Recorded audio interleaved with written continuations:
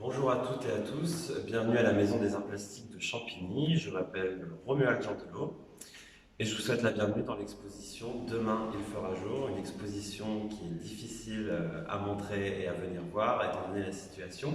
Donc je vais vous faire un petit tour des œuvres et aussi une présentation de mon travail.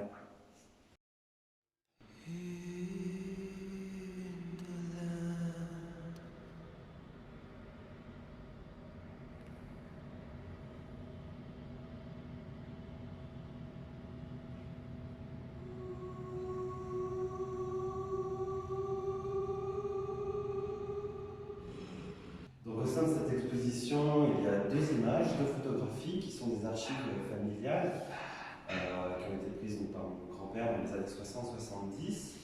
Donc c'était la base de l'exposition, c'était une matière pour moi assez importante, puisque à partir de ça, j'ai travaillé en sculpture avec différents matériaux et différents ready-made qui font référence à toute cette époque. Et s'ensuit aussi toute une gamme colorimétrique qu'on pouvait retrouver dans les années 70.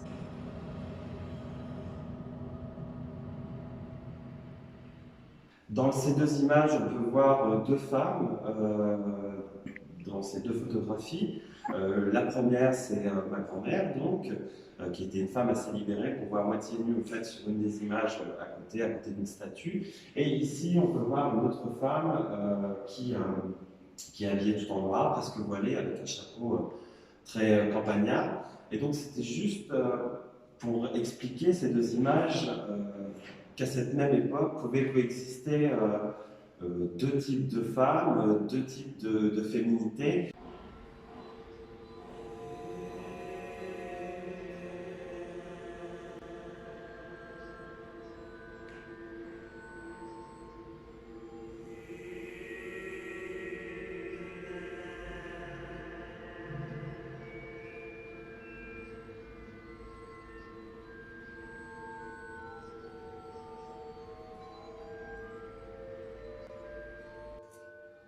Donc cohabite au sein de cette exposition aussi une vidéo qui s'appelle In the Land, qui a été tournée pendant le confinement et qui met en scène un personnage déambulant dans un espace boisé, vert.